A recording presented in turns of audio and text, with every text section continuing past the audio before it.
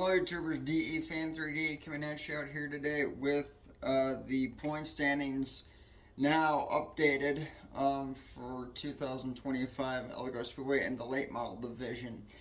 First and foremost, the ARCA stuff was awesome, except for the 18 there. But congrats to Max Reeves winning his first race with the 18. It was the thing about the 18, right, well, the whole experience of the ARCA division this year is that everybody was clean compared to last year with the amazable finish. I thank Sam a lot for helping me out with doing the videos for the ARCA race when we're together. So when I'm on spotter communication, like I was last year with the 99. Michael Maples had a terrible Elko season this year, and I'm not sure what happened from last year, but he did a good job last year compared to what happened this year. And the hot spot in that track for me, and it has been for a while, I saw it a lot in the ARCA division, is turns 1 and 2. There is a bump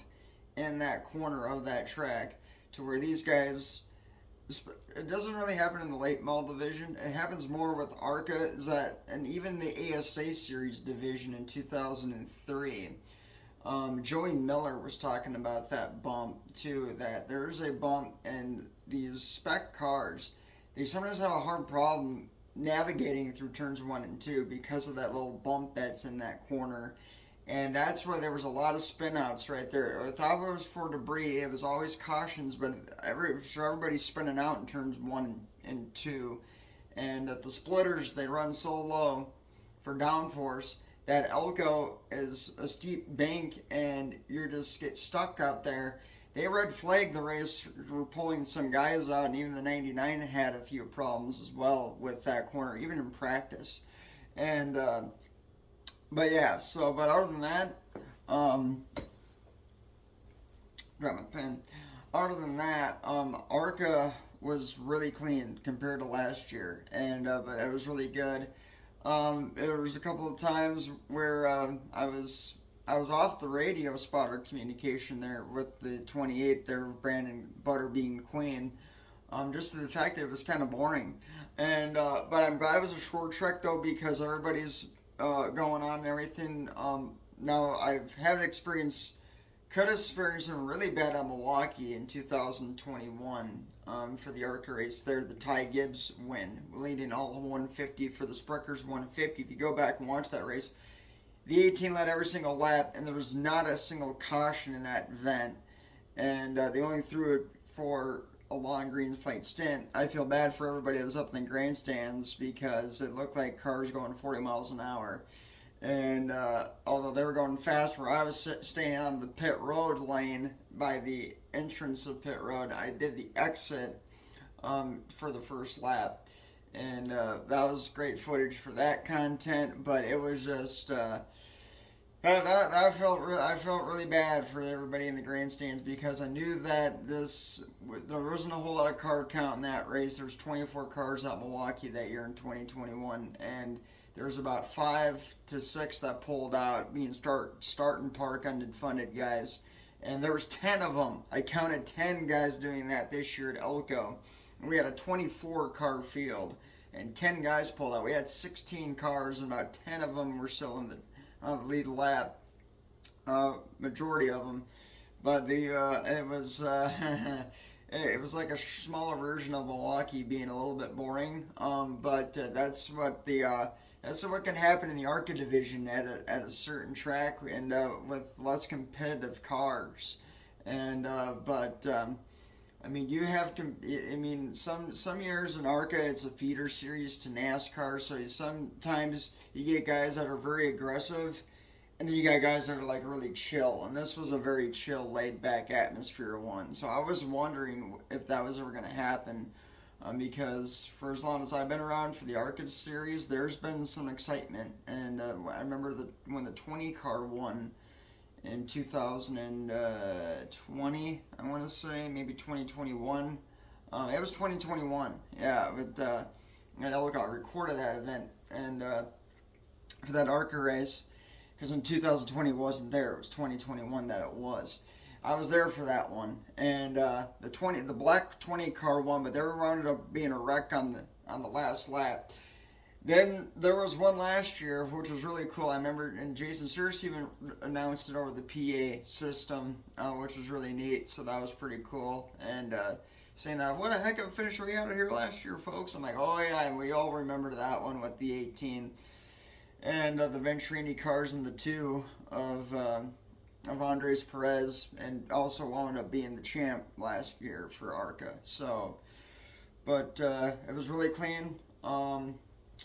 But a little boring, I'd have to say, but overall it was good. Just really ticked off, though, that the 28 didn't win like Iowa. I was close seeing a replication of that. I was looking forward to recording that interview like I did for, like I did last year for the, for not, no, that was 2023. That's, no, yeah, 2023. That's when it was, yeah, for Corey Heim winning that one. And Corey and William Swallow too had a really heck of good battles there in between 2023 2024. So that was good. So yeah, but I was really glad. Now look at where Corey Heim is driving for Richard Childress Racing. I just bought his diecast car this year at Target, and I already have Austin Hills, so I got both of theirs, and I have Austin Hills postcard autographed along with Corey Heim. They both had autographed the same ones. I didn't have anything for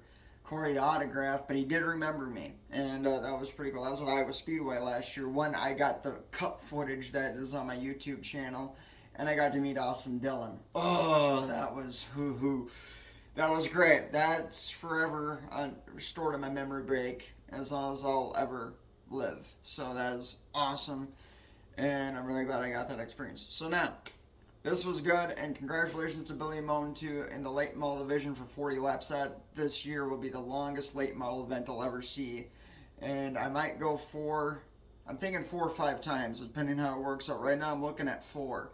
I'm not sure when I'll be. I think the next time I'll be back at Elko might be in August, just for family stuff going on, and it's also too we got some fishing trips might be planned too somewhere in there, but because I do have that Bass Pro Shop connection too, so that's pretty sweet. And I do go to Cabela's quite often as well too, also including getting free gear from them as well. But so yeah, but not sure I'll be back at the track, but I do like talking about it. And of course, this is my 25th year, and so far the first 2 that I've been to has been pretty good. So. And but Chris Cruiser, the point leader, I think he might have won some races. He definitely did win the second feature after the altercation with him and Dusty Mann back there in early June for the second race of this year. So he got redemption. I talked about that with him in the pit road area in the garage at Elko, and he loved the support. He definitely knows how much I care about him, not just the number 3, not that it's just the Earnhardt legacy still, but it's because how much I know this dude's history, and I've seen him come up through the Elko ranks starting back in hobby stock division, before they called it Thunder Car. So we're talking about 2007, 2008, going way back, and I've seen him come up through the ranks. I even think he might have even been in the Legends at one point. I can't say for sure, but I definitely knew he drove hobby stock. I definitely remember seeing that blue car, and so he's doing a great job this year. I've never seen him win a track championship. He has finished second a lot. Finished second last year to Jake the Snake Ryan, and this dude's really good. So Chris Cruiser in that 3 car, he is hot to trot. And second, it's Chad Wallen in the 52 car. Third is the 14 of Grant Brown. Fourth is 32 of Jeremy Wolf. Fifth is the 6 car of Owen Giles, and I'm not kidding about that. 5 and 6, that's a match made in heaven right there. 6th is where you'll find the 8 of Billy Moan. 7th is last year's champ Jake the Snake Ryan in the 19 car. He might be laying back some, I'm not sure, but this is why they call him the Snake, because he kind of sluthers his way through the field a bit to maybe find his way towards the championship. So they start out this is how Jacob Gady did it. Is he kind of laid back in the early part, right around August to late August to early September. Then he starts getting the good stuff on. So maybe he's waiting to do a Jake Ryan, or Jake Ryan to do a Jacob Gady, or he's just slowly trying to find some edge again from last year. I've not seen. So with Jake being a two-time Elko champ, it's been a while. If he wants to try to go back to back, he may be doing the Jacob Gady route, and so it'll be interesting to see because Jacob Gady in the 72 car, he's running La Crosse a lot this year, so that's where he is at, and or Wisconsin National Raceway, Kana, whatever you want to call it, but it's legit Wisconsin National Raceway. I know he's running there as well.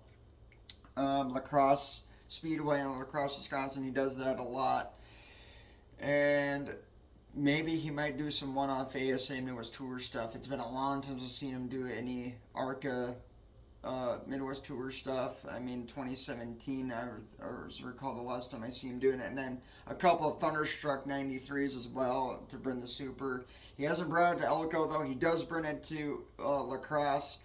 He has made and missed the feature 200 Oktoberfest. He did make it the year, or he didn't make it the year that I was there. But they did, bring both, and or maybe he did. No, they did have both. They did have both when I was with them. They had the black car, and then the orange one. The orange one ran good. The black one was troublesome for him in the 200 feature. I don't know if that was last year or the year before, but it's on my YouTube channel, and that was after he won his 10th championship. So I got a very good interview with him on that one. So, but that's interesting to see. We'll see how Jake the Snake Ryan does in the 19. 8th is the 07 Dylan Sulner. 9th is the 18 of Michael Ostick, who's also been running pretty good too. And he's related to the late Dwayne Barons, which is really cool. I think he's nephew. Yeah, he's his nephew, and he was his uncle. So, but Michael Ostick, heck of a great guy. Glad I got to interview him on Opener this year. That and I love that Opener was like a Thunderstruck 93 ASA Midwest Tour event because Billy Moen had his older stuff on. Michael Ostick was there. Johnny Reavers, Joel Tyson was there. So it looked like a glorified Thunderstruck on Opener, which was really cool. And I'm really glad I got that documented quite well. So that was good. And then in 10th is the other 8-car, Colin Stalker, who's won track championships in the Legends and maybe the Bando division.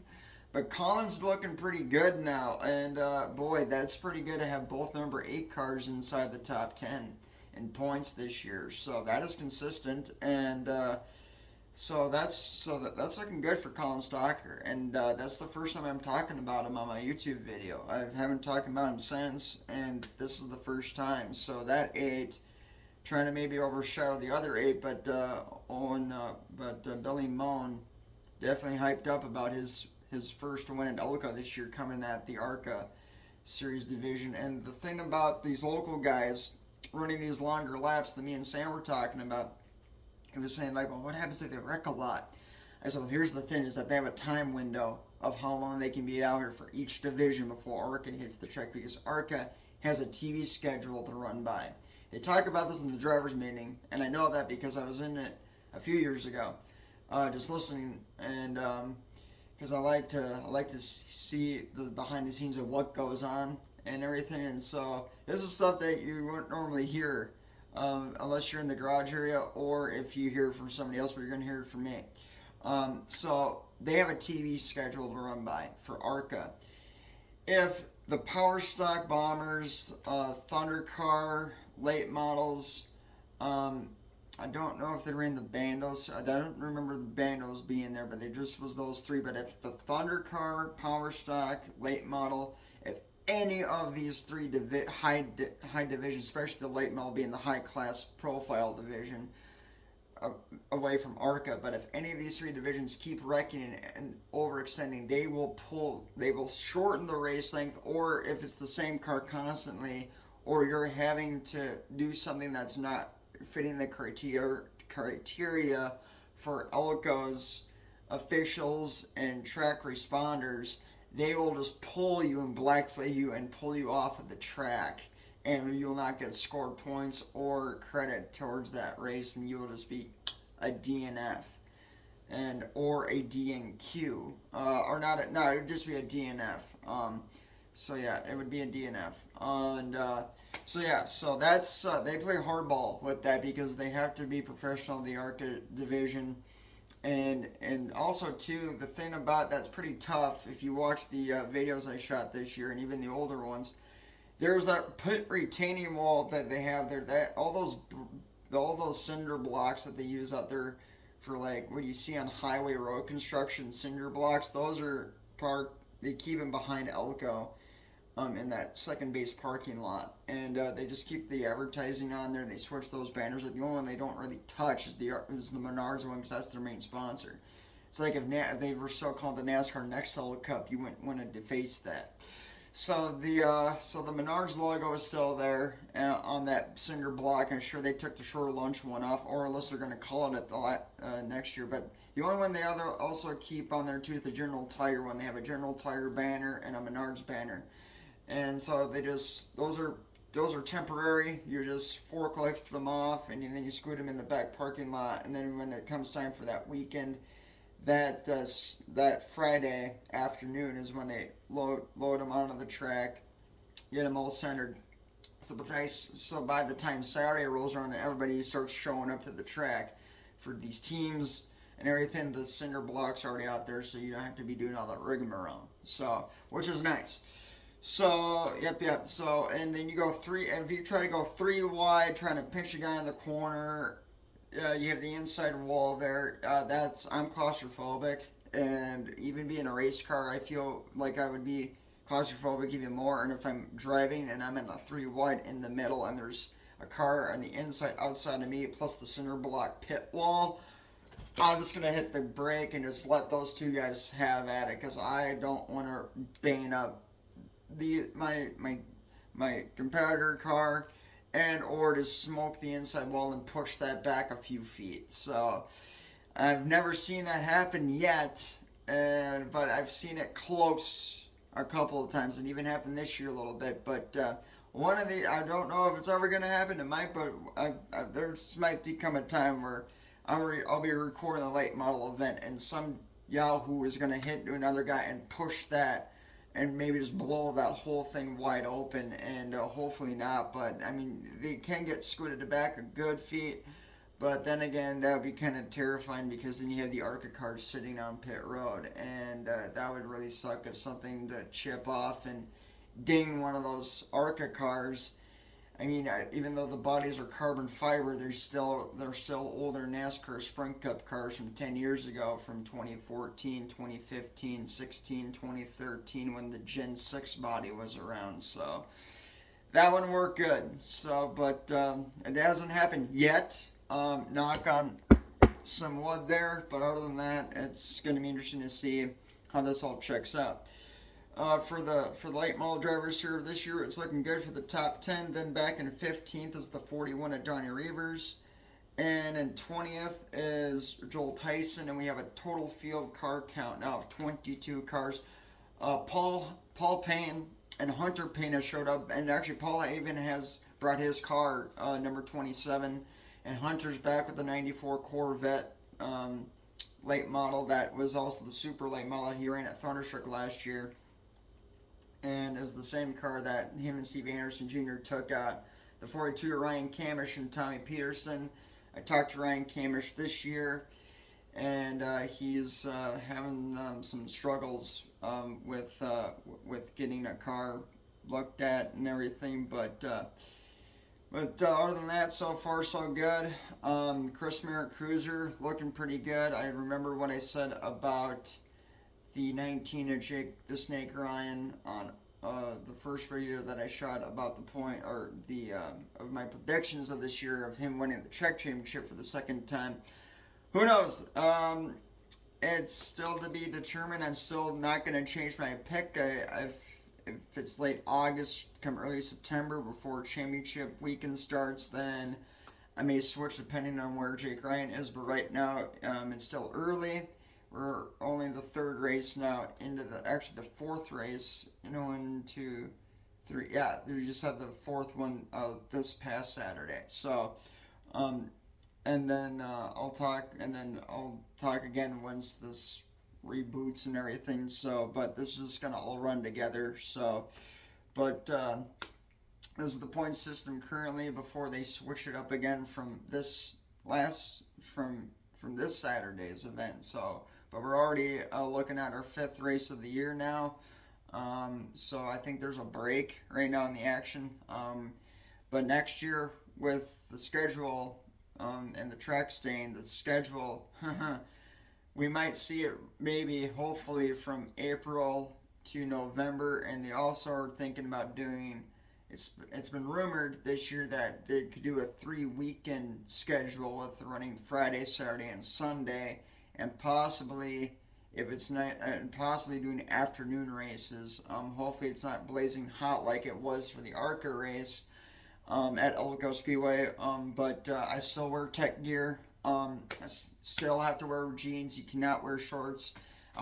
They don't recommend you wearing shorts in the garage here because of all the guys blowing dust and everything and rocks kicking up. So I love wearing my black Wranglers and my tech wear shirts. I stand by these 100%. In fact, some of these are this one's freighted a bit. It's good though. I'm not wearing my Rapala fishing one out there and get that one banged up. I just have a C9 tech wear shirt. I love this thing. So yeah, so this is my good one. So, but Donnie and Joel Tyson there. Donnie Reavers in the 41, Joel Tyson the 75. Further back, those guys, they have a part-time schedule +2. Donnie Reavers is a farmer. I didn't know about that, but that dude has a pretty heck of a schedule there. Joel, he also works for LifeSpark, helping out senior citizens find homes and development. Very, very cool. So he also has a side job with that. So he's not a full-timer. Donnie's not full-time as he used to be. Joel used to be, but he says when he retires from LifeSpark and he has more free time, he might do more Elko stuff, and he might go back to ASA Miller's Tour Division stuff too. He did talk to me about 2012 and the heyday of when he was doing about 10 years ago. So he might come back and do a couple of Thunderstruck 93s, not just in that Big 8 car that he's got. That's his local car. He could potentially put an ASA sticker on the side of that thing. So I'm not a huge fan of the new ASA Members Tour logo. It looks like the 80s stuff.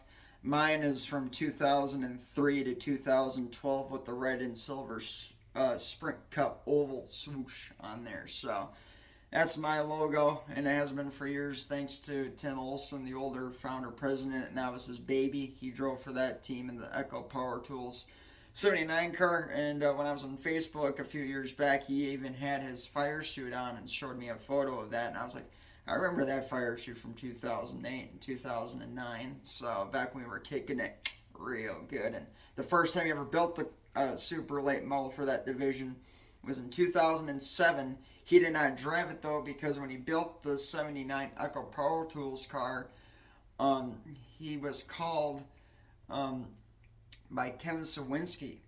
And Kevin said, hey, I heard you're building a super late model. And he said, yeah, I'm building it for me and my son. And he said, I would like to maybe get a crack at a shot driving that thing. And he's like, let me think about it. And he waited maybe a couple of weeks or so. This was right before the first race at Elko was the ASA Midwest Tour stuff was kicked off for opener in April of that year. And he got a call back, and he said he called back Kevin Sawinski and said, deal. So I don't know if he paid him or not. I didn't get into that detail. I remember looking this up, and but he gave Kevin Sawinski the shot. He put his name on the bottom side of it, just like the older ASA Racing Series cars did it with the names on the side. You don't really see that anymore.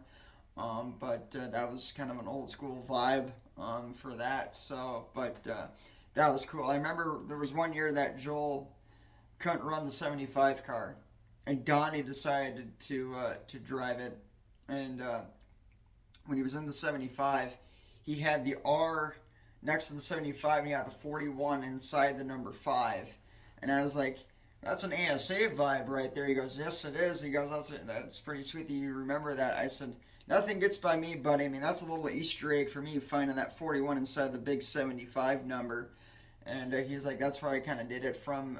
He's like, you don't really see that anymore because that's kind of out of date. But for what we were growing up with, I said, yeah, that's a good touch. Because Jason Schneider, when he drove for Lefevre in 2000 and 2001, he jammed the little number 11 inside the number 01. So as his local car, he races at Elko Speedway. I have a photo of that car inside my State Fair program book from 2002.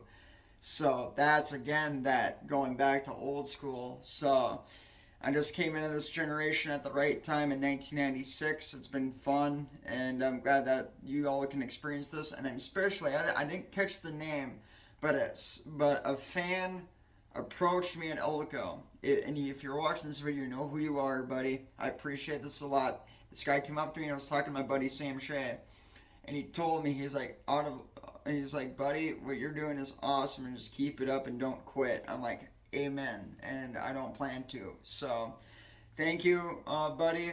Hopefully I can meet you again at some time in the future, and if we meet next year at the ARCA event, if they come back, that'd be pretty sweet. And I didn't have a whole lot of stack of postcards with me for that event, and but next year I'm planning on getting as many as I can, and hopefully bring a stack of 20 out there for both the 21 would only autograph, and the 22 and the 77 I would just bring those ones for just for having the whole Chad Bryant team together. So it's pretty good. So yep. But won't autograph the 22 and 77, but the 21 absolutely, because that's the same car that's on our garage passes. So, but thank you for iRacing for that. That was fun. Me and Sam, it's fun having me and Sam wearing these lanyards, and it's pretty awesome. And they're still stuck inside my TV stand, and I won't wear those until next year. And I won't do an ARCA. I won't do an Iowa garage experience only if it's just ARCA, because I was in there 5.5 hours before I got kicked out from NASCAR. But it was worth it, and but yeah, it was good. Just being on the rod side and pit road, that's all it was. So, but other than that, pretty good. I'll take it, and thank you guys for watching, and I'll see you guys in the next video.